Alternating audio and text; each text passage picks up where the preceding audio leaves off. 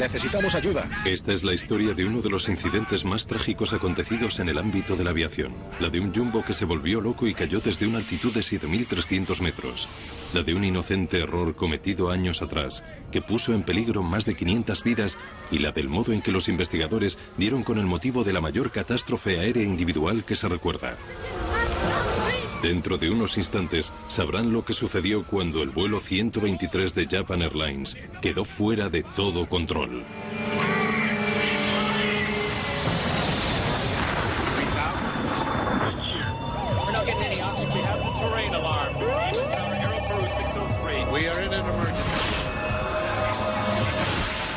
Mayday, catástrofes aéreas, fuera de control. Esta es una historia real. La reconstrucción de los hechos se basa en los relatos de testigos presenciales. Puede que este sea el último vídeo que se filmara del vuelo 123 de Japan Airlines. El verano estaba tocando a su fin y millones de personas regresaban a sus hogares para celebrar una fiesta tradicional japonesa. Eso ha sido una explosión. Pónganse las máscaras de oxígeno. Abróchense los cinturones y pónganse las máscaras de oxígeno, por favor. Tokio, aquí Japan Air 123. Solicitamos ayuda inmediata. Abróchense los cinturones. Habían pasado tan solo 12 minutos desde el despegue cuando se desencadenó la tragedia. El aparato estaba fuera de control y cabeceaba.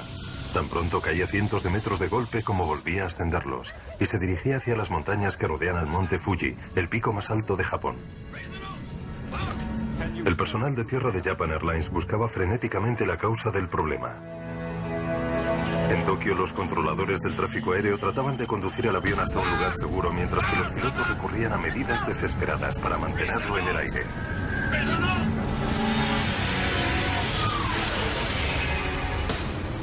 Fuera de control. Tokio, Japón, 12 de agosto de 1985. Era la víspera de Obon, una festividad en la que los nipones honran a sus antepasados, por lo que la mayoría regresa a su lugar de nacimiento para celebrar reuniones familiares. Miles de personas que intentaban volver a sus hogares abarrotaban Haneda, el aeropuerto de la capital nipona. Sobre el asfalto de la pista de despegue se alineaban los jumbos. En Japón los desplazamientos aéreos son tan habituales que Japan Airlines ha de usar 747s incluso para sus vuelos internos de corta duración. El control de área de Tokio dirige a todos los aparatos que sobrevuelan la región central de Japón, incluidos aquellos que entran y salen de los dos grandes aeropuertos de la ciudad, Haneda y Narita. Eran las 6 de la tarde, pero aún pasarían horas antes de que la situación se normalizara. Las listas de pasajeros estaban atestadas y los controladores abrumados de trabajo, lo habitual en un típico fin de semana de vacaciones. Recibido. Permiso concedido. Kazai 456. Gira a la derecha en el punto 250. Ascienda y mantenga el nivel de vuelo 240. En el aeropuerto de Haneda ya había comenzado el embarque del vuelo 123 de Japan Airlines. Entre los pasajeros se encontraba la joven Yumi Okiai. Yumi tenía un puesto de auxiliar de vuelo en Japan Airlines, pero en aquella ocasión no estaba de servicio.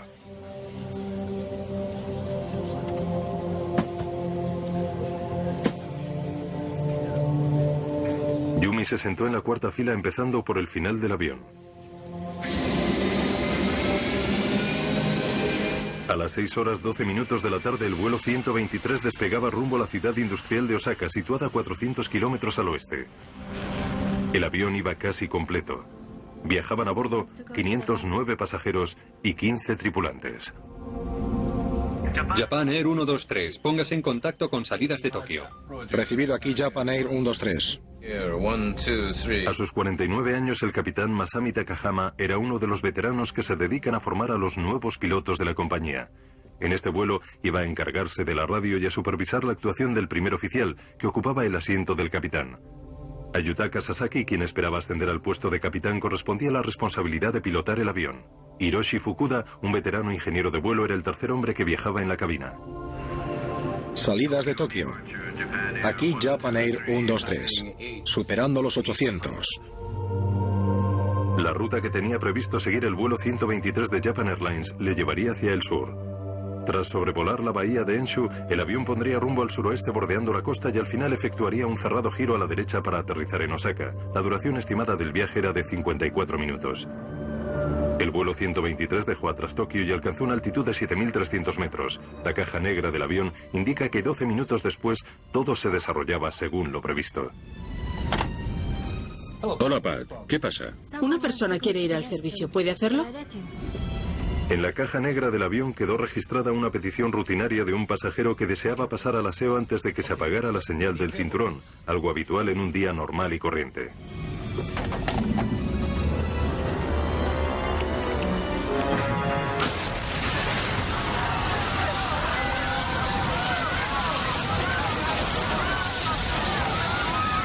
Eso ha sido una explosión.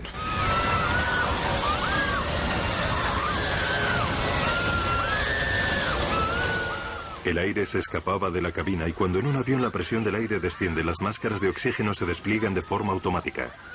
Siéntense, siéntense, por favor, y abróchense los cinturones. Pónganse las mascarillas. La explosión y la repentina pérdida de presión en la cabina indicaban casi con total seguridad la existencia de un agujero en el fuselaje. ¿La compuerta? Compruebe el tren de aterrizaje. ¿Sí? Compruébelo, vamos. Lo primero que pensó el piloto fue que las compuertas del tren de aterrizaje habían saltado por los aires. ¿Marcamos el 77? 7700 es el código de emergencia. Radiando este código, la tripulación puede informar al Centro de Control de Tráfico Aéreo en Tierra que el avión se halla en apuros. Todos los aviones de la pantalla del controlador aparecen señalados con un rótulo identificativo. De repente el que figuraba bajo el vuelo 123 cambió. Alguien en la cabina había tecleado la señal de emergencia.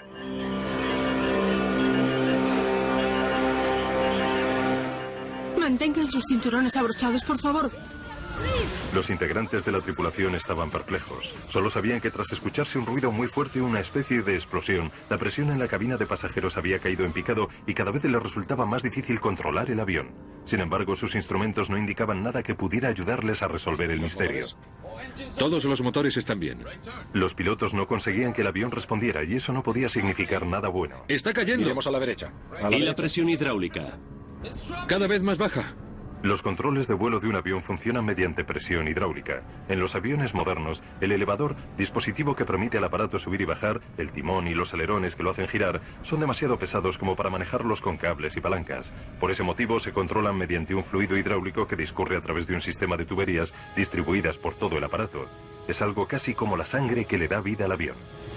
Tokio, Japan Air 123. Tenemos problemas. Solicitamos permiso para regresar a Haneda. Cambio. Recibido. Permiso concedido. Gire a la derecha y ponga rumbo 090. Que no se les caiga la máscara. Colóquense la goma alrededor de la cabeza así. No lo incline tanto. Bien. Que todos los miembros de la tripulación nos ayuden con las botellas de oxígeno, por favor. Preparen las botellas de oxígeno. No lo incline tanto. Vuelva a nivelarlo. Los controles no responden. Al parecer no funcionaba nada. Los controles no respondían. Estaban a 7.300 metros de altitud, avanzando a una velocidad de casi 540 kilómetros por hora y eran incapaces de controlar el avión. Pese a encontrarse en una situación cada vez más incierta, los pilotos tenían muy claro que debían aterrizar cuanto antes. El controlador no daba crédito a lo que veían sus ojos. En lugar de realizar el giro de 180 grados previsto para regresar al aeropuerto, el avión cambió de rumbo, pero no tomó la dirección de Haneda. No. No.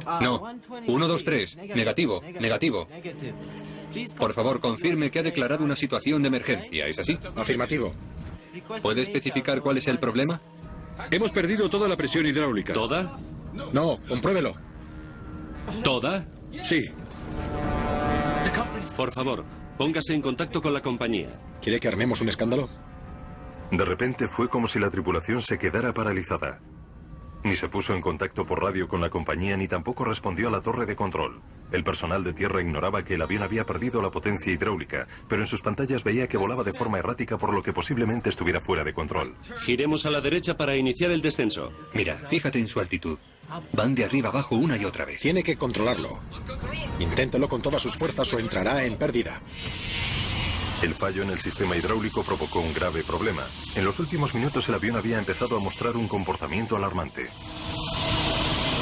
Primero subía bruscamente para luego caer en picado 1.200 metros y a continuación nivelarse para volver a subir. Este ciclo se repetía una y otra vez. Los pilotos no entendían tan extraño comportamiento y además eran incapaces de controlar el aparato.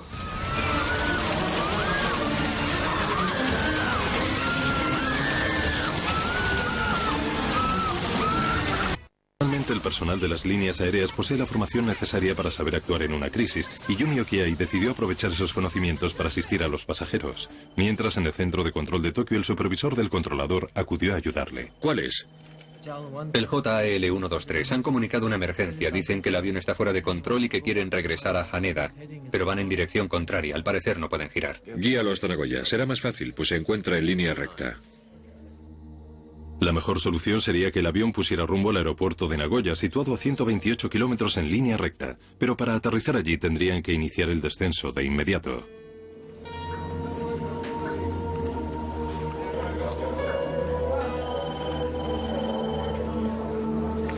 De acuerdo. Se encuentran a 115 kilómetros, 115 kilómetros de Nagoya. ¿Pueden aterrizar allí? Negativo. Solicitamos autorización para volver a Haneda. No. La pista de aterrizaje es más larga. El capitán quería tratar de regresar a Haneda, un aeropuerto más grande y dotado de la infraestructura perfecta para asistir a un Jumbo 747 en una situación de emergencia, pero se encontraba en dirección opuesta. Si logra llevarlo a tierra... Japan Air 123, ¿puede descender? Recibido, iniciando descenso. Sin embargo, según la caja negra, no descendieron. Era imposible, el avión estaba fuera de control. A esa altitud el porcentaje de oxígeno en la atmósfera es tan bajo que los pasajeros tenían dificultades para respirar, y aquellos que no dispusieran de máscaras de oxígeno pronto podrían quedar inconscientes. Por si fuera poco, algunas de las máscaras de la parte trasera del avión se les acabó el oxígeno, lo cual empeoró aún más la situación. Habían pasado 5 minutos desde que se produjera la explosión. Por fin, un auxiliar de vuelo consiguió comunicarse con la cabina de mando para informar a los pilotos de lo que le había sucedido al avión. Adelante. Sí, ¿qué sucede? ¿En la parte de atrás? La auxiliar de vuelo le contó al ingeniero que la explosión se había producido en la parte posterior del avión. ¿Dónde? Y que posiblemente procediera del compartimento de equipajes. El compartimento de equipajes. El que se encuentra más atrás. Escuchen, el compartimento de equipajes de la parte trasera se ha venido abajo. Creo que lo mejor será descender. Tenían que descender y rápido antes de que los pasajeros perdieran el conocimiento. Pero según parece el capitán sufría una extraña parálisis. Todos los pasajeros se han puesto las máscaras. ¿Bajamos un poco? Era muy extraño. El capitán no respondía. Puede que para entonces tanto él como sus compañeros sufrieran ya hipoxia o falta de oxígeno en el cerebro. ¿Las de la zona R5, Pat? A esa altura la cantidad de oxígeno de su sangre ya había empezado a disminuir.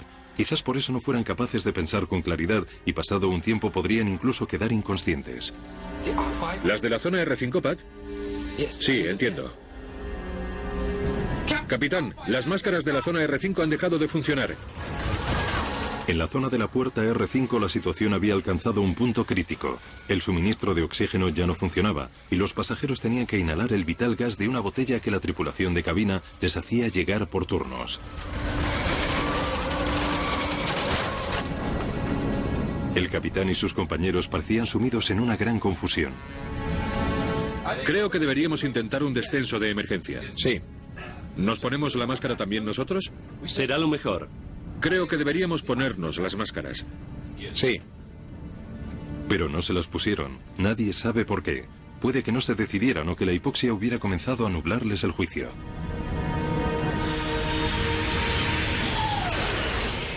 Mientras en las oficinas de Japan Airlines en Tokio el centro de operaciones de vuelo había recibido el aviso de la emergencia, pero sus responsables estaban tan desconcertados como todos los demás en tierra.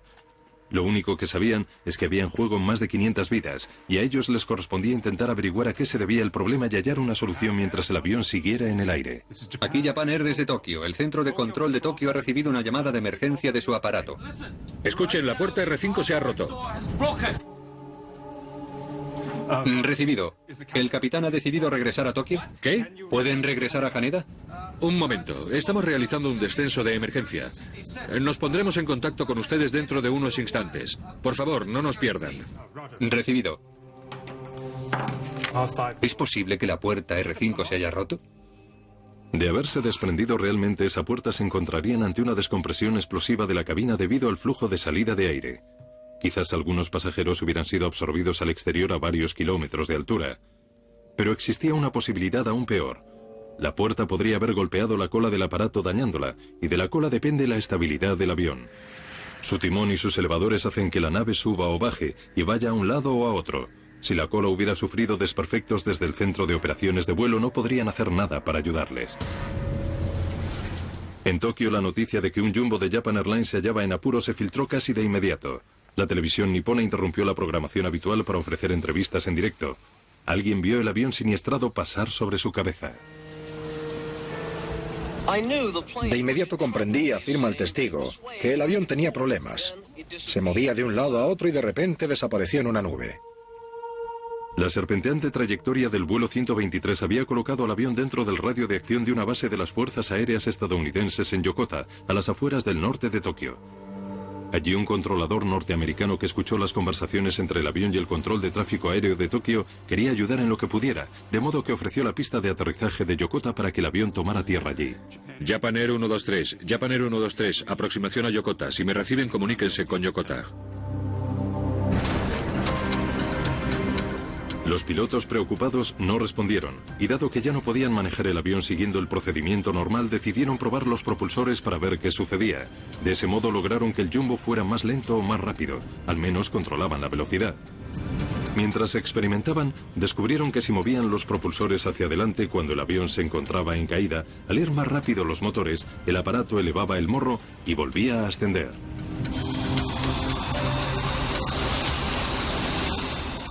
Y a la inversa, si movían hacia atrás los propulsores cuando el avión estaba subiendo, los motores perdían velocidad, el morro caía y el aparato comenzaba a descender. En condiciones normales un piloto haría los movimientos opuestos, pero la estrategia parecía funcionar y de ese modo los tres oficiales por fin comenzaron a nivelar el jumbo y a salir de esa especie de montaña rusa. Poco después, realizaron un segundo experimento. Aplicando mayor propulsión a los motores del flanco izquierdo del avión, consiguieron que este girara lentamente hacia la derecha en dirección a Tokio. Pero entonces, esa racha de suerte tocó a su fin. En los malabarismos con los propulsores, se produjo un desfase y el 747 se descontroló por completo. Suba eso. ¿Y qué hacemos con el tren de aterrizaje? ¿Lo bajamos? ¿Bajamos el tren de aterrizaje? Bajando el tren de aterrizaje, el avión debería frenarse y adquirir una posición más estable. No funciona. ¿Lo bajo con el alterno? Por motivos de seguridad, el 747 emplea un sistema eléctrico independiente del hidráulico que puede desplegar el tren de aterrizaje en caso de emergencia, de modo que mientras los motores sigan en marcha, el jumbo dispone de electricidad. Al bajar el tren de aterrizaje, la estabilidad del avión aumenta. La resistencia al aire de ese elemento frenó el avance del aparato, pero también suprimió el control direccional que estaban consiguiendo, aplicando más potencia a un lado del avión. Máxima potencia, máxima potencia. Cerca del monte Fuji, el más alto de Japón, el avión describió un giro muy cerrado a la derecha e inició una terrible caída en picado.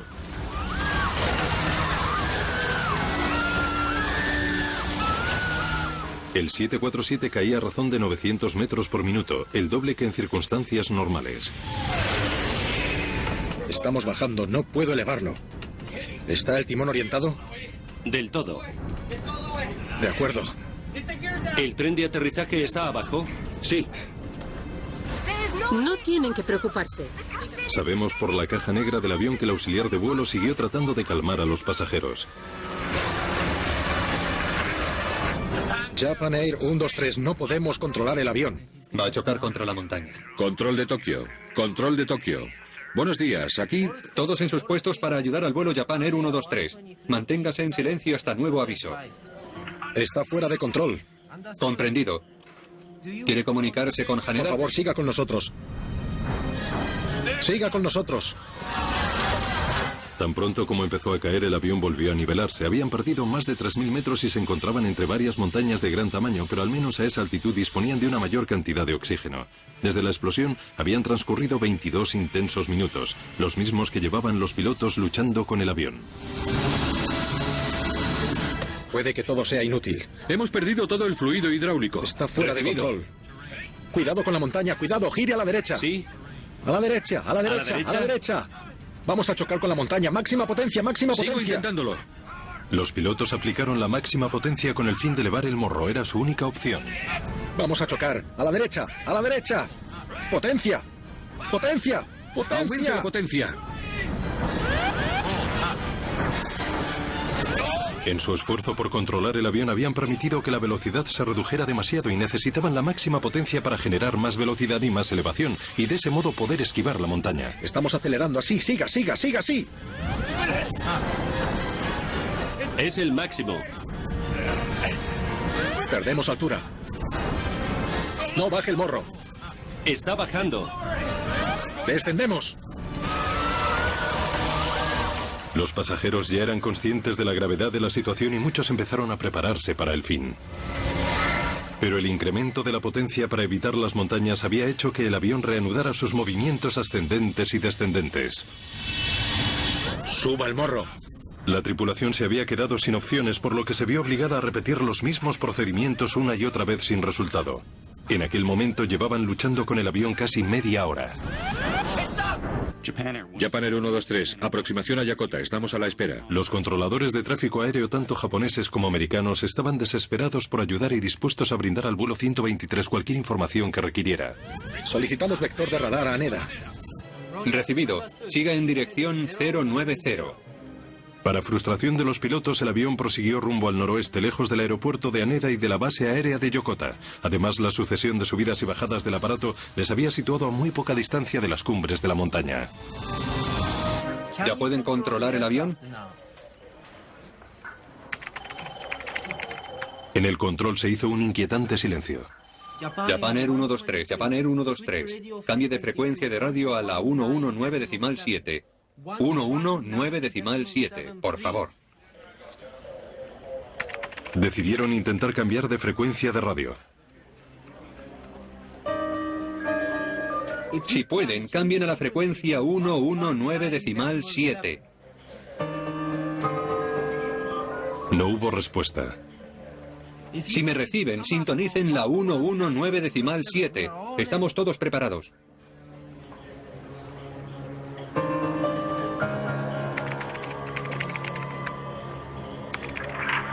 Japan Air 123. Sí.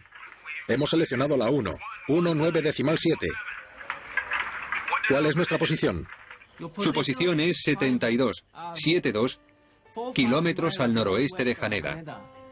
El controlador, confuso por la tensión del momento, se equivocó al comunicar la distancia del avión con respecto a Haneda. Al noroeste de Haneda. ¿A cuántos kilómetros?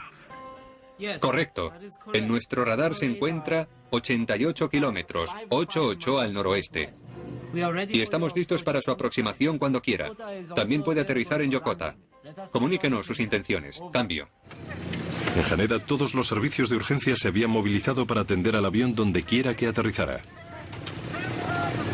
Sí, recibido. Dicen que estamos a 40 kilómetros al oeste de Kumagaya. De repente, el avión inició una caída en picado, la peor hasta el momento. Suba el alerón. ¡Potencia!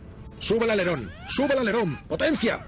¡Eleve el morro! ¡Eleve el morro! El avión caía a 5.500 metros por minuto.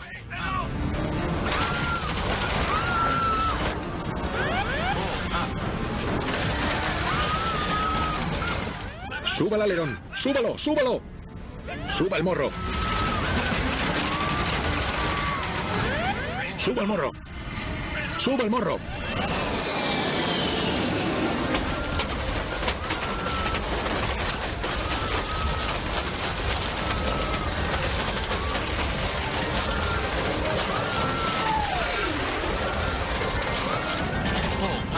¡Suba el morro!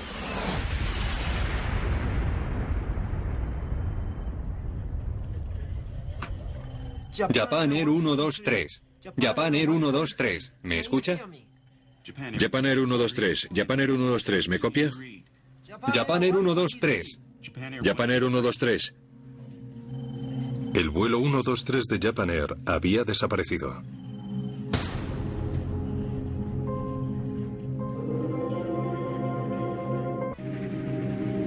Es un hecho comprobado que la rivalidad entre los distintos cuerpos de urgencias nipones causó confusión y retrasó la asistencia a las víctimas del accidente que esperaban ayuda.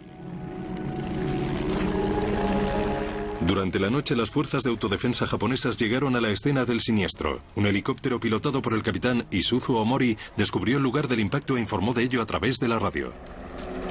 Mine Okayama. Víctor 107. Veo algo.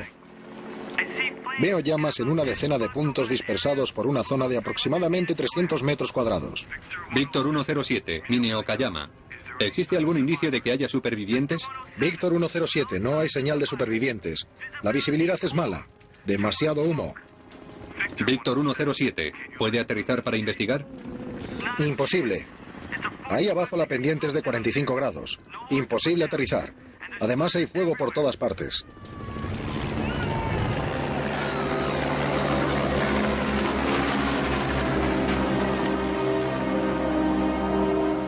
El capitán Omori no vio indicios de que hubiera supervivientes y tampoco estaba dispuesto a arriesgarse a realizar un aterrizaje en plena noche, de modo que regresó a la base. Otro equipo de rescate se dirigía al lugar por carretera. Pero dado que no esperaban encontrar a nadie vivo, decidieron pasar la noche en un pueblo situado a 68 kilómetros del lugar del siniestro.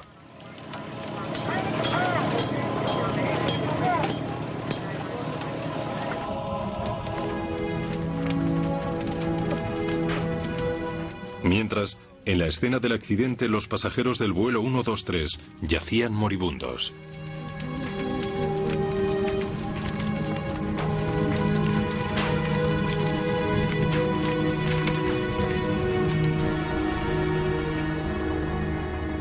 A la mañana siguiente comenzó a aclararse lo sucedido durante los últimos minutos del vuelo 123. El 747 se abrió paso a través de los árboles próximos a la cumbre de Osutaka, un pico situado al norte de Monte Fuji.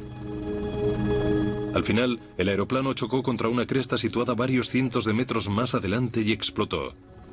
Los restos del aparato y los pasajeros cayeron rodando por la pronunciada ladera de la montaña. Ya habían pasado 14 horas del accidente cuando el equipo de rescate de las fuerzas de autodefensa japonesas llegó al escenario de la tragedia. Allí se encontraron con el peor accidente aéreo individual de la historia.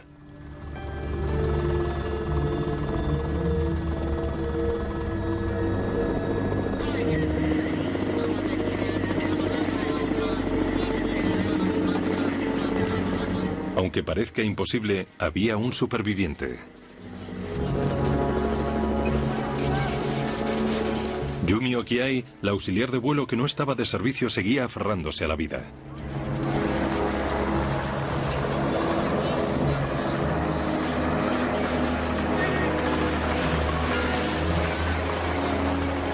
Y no era la única. Los rescatadores hallaron también a una niña de 12 años atrapada entre las ramas de un árbol y la condujeron a un lugar seguro en helicóptero.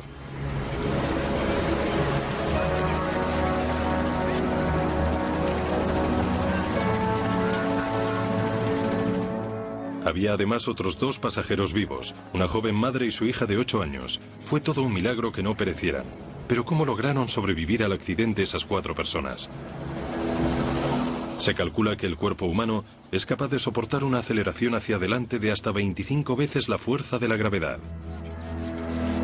Sin embargo, los investigadores llegaron a la conclusión de que, a juzgar por la velocidad a la que el avión chocó contra el suelo, quienes iban en la parte delantera experimentaron una frenada brusca de más de 100 Gs.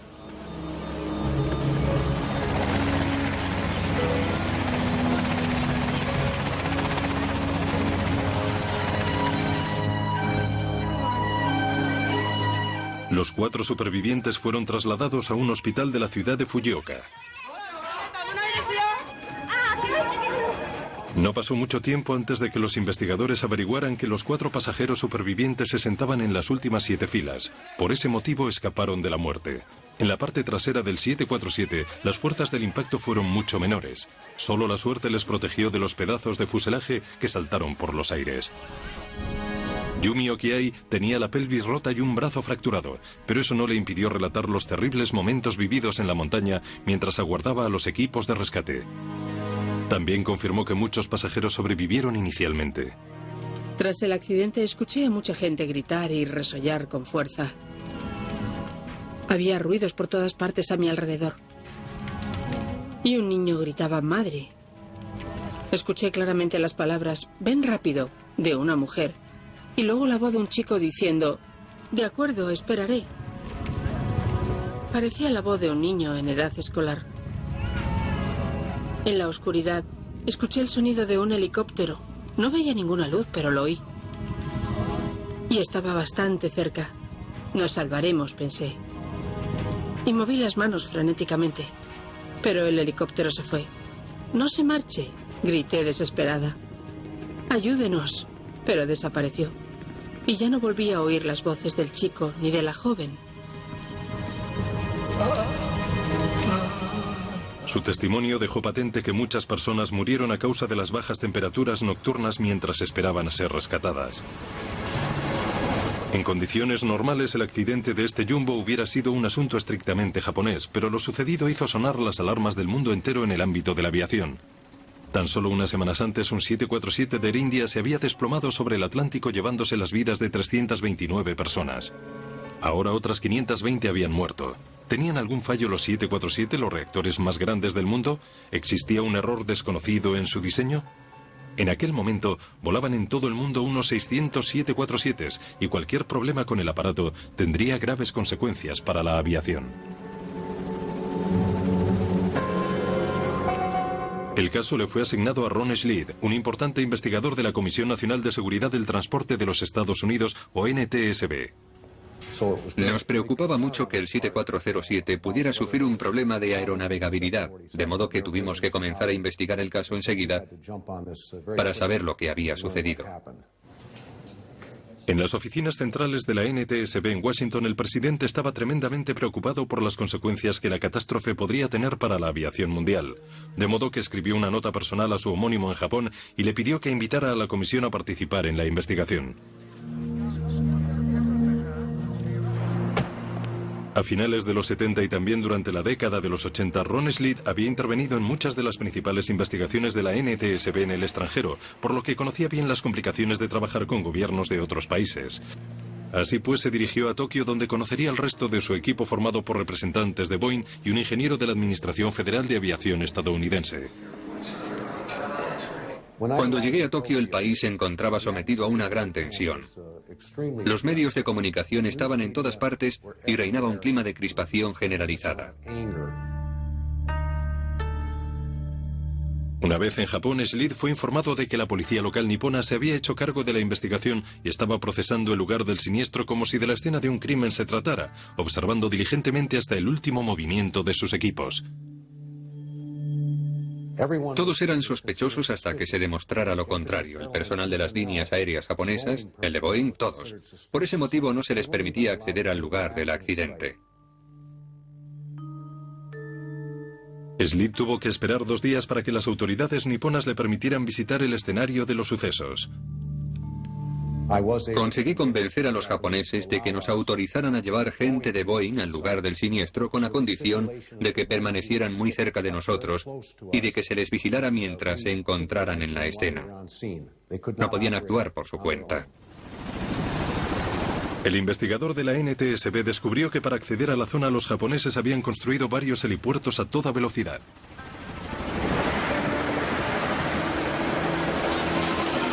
Era un lugar increíble para contemplar la parte superior de la montaña y ver lo que parecían los restos de un avión en la distancia, aunque no se distinguía ninguna parte del aparato.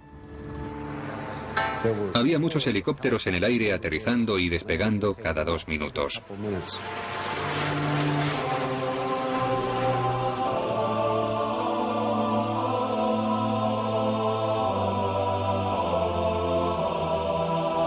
Schlitt comprobó asimismo que varias familias de las víctimas habían conseguido acceder a esa remota zona de las montañas a pie y construir sepulcros para sus seres queridos entre los restos del vuelo 123 de Japan Airlines. Desde arriba, las flores llovían sobre los investigadores. Recuerdo aquellos enormes helicópteros, creo que eran Chinook, volando sobre nuestras cabezas. A bordo había familias que observaban el lugar del accidente. Se encontraban a gran altura y desde allí lanzaban flores, pétalos de flores, sobre los restos del avión.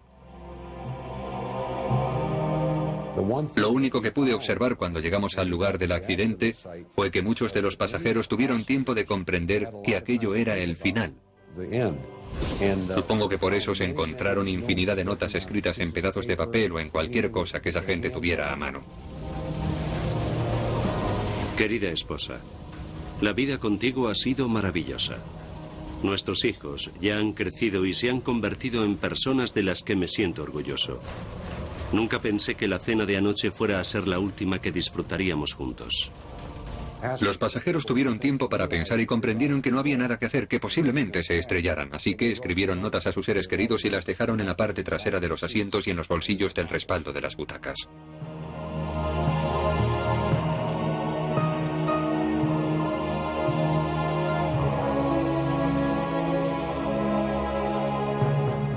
¿Pero qué pudo provocar semejante desastre? Ni en las desgarradoras cartas ni en el amasijo de hierros encontraron los investigadores respuestas sobre lo que le había sucedido al vuelo 123.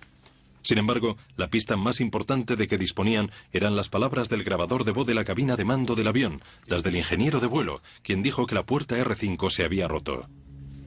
Los responsables llegaron a pensar que dicha puerta se soltó de algún modo y al hacerlo chocó contra la cola y dañó los controles de vuelo del aparato, a saber, el estabilizador horizontal que hace subir y bajar al avión y el timón, que controla los movimientos laterales. Pero entonces descubrieron algo que invalidó por completo esa teoría. La puerta no se había soltado. Los investigadores la encontraron entre los restos del avión. El ingeniero de vuelo se equivocó. La puerta R5 se ha roto.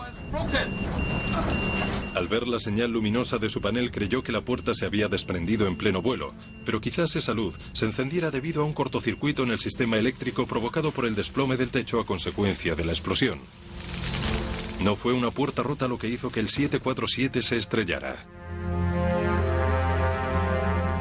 Los investigadores tendrían que seguir buscando. Una fotografía tomada por un aficionado les proporcionó la primera pista para resolver el misterio y averiguar por qué los pilotos perdieron el control del avión. En la imagen había algo extraño. Los técnicos fotográficos la introdujeron en un ordenador e hicieron cuanto pudieron para mejorar su calidad, afinando las líneas difusas. Al final consiguieron una imagen lo bastante nítida como para ver que faltaba todo el alerón de cola del aeroplano, un elemento de gran tamaño que mantiene el avión estable. Y puesto que la mayoría del fluido hidráulico del avión pasa por dicho alerón, la causa de la pérdida de presión hidráulica y del comportamiento descontrolado del aeroplano se iba aclarando.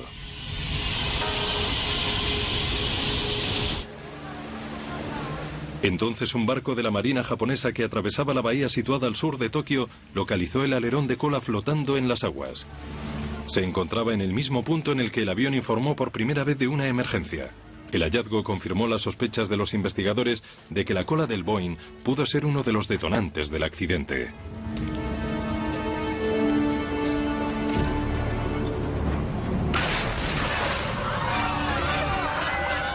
Así pues, comenzaron a repasar los hechos conocidos. Algo hizo que el techo de la parte trasera del avión se desplomara. Se produjo a continuación una descompresión explosiva. Fuera lo que fuera, arrancó también el alerón de cola y con él los principales cables hidráulicos. A partir de entonces controlar el avión resultó imposible. Puede que todo sea inútil. Hemos perdido todo el fluido hidráulico. ¡Todo! Explosión, descompresión, pérdida del alerón de cola y fallo hidráulico. Los investigadores debían encontrar el nexo de unión entre esos 4 sucesos.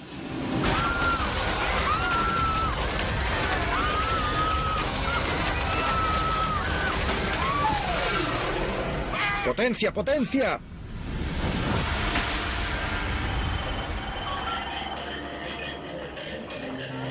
Nadie se explica cómo pudo pasar. Como suele ser habitual en estos casos, comenzaron revisando el historial del avión y así descubrieron un hecho bastante inquietante. El aparato ya había estado involucrado en otro accidente 7 años antes.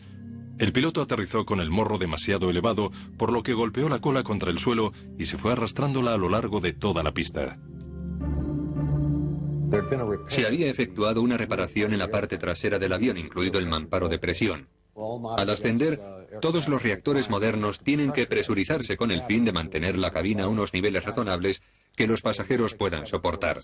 Tomemos un 747, por ejemplo. Cuando está en tierra, tiene una forma ovalada que al subir y presurizarse se vuelve más circular. La mampara de presión posterior es como un enorme paraguas de metal tumbado situado en la parte trasera del avión. Su misión consiste en evitar que el aire presurizado escape de la cabina por la cola del aparato. Ha de ser una pieza muy pesada y resistente, pues se halla sometida a unas fuerzas tremendas y a un diferencial de presión de más de 8 psi. El diseño del mamparo de presión de popa de los 747 tenía forma de cúpula. Estaba pensado para soportar la presión con un metal mucho menos pesado. El suyo era el diseño típico de una cúpula de presión. 7 años antes, Japan Airlines había solicitado los servicios de Boeing para reparar la mampara dañada. Los ingenieros de la compañía insertaron un nuevo panel en la pieza original.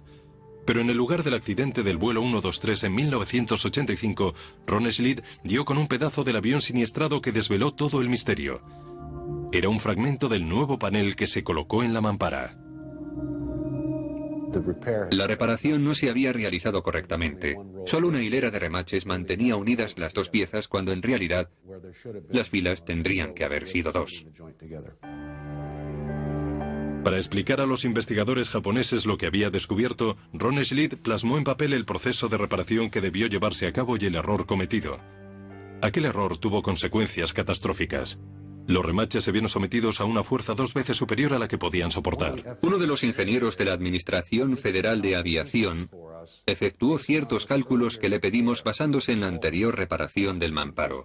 Según su teoría, el arreglo no se realizó correctamente. No colocaron los remaches como tenían que haberlo hecho y solo una hilera mantenía unido el mamparo cuando, según el diseño original, tendrían que haber sido 2. Por lo que pudo producirse un fallo antes de tiempo. Una tarde de verano de 1985, el vuelo 123 de Japan Airlines despegaba del aeropuerto de Haneda. Era su trayecto 12.319 desde que se procediera a arreglar la mampara dañada, una reparación que según los cálculos de los investigadores tan solo resistiría 10.000 vuelos.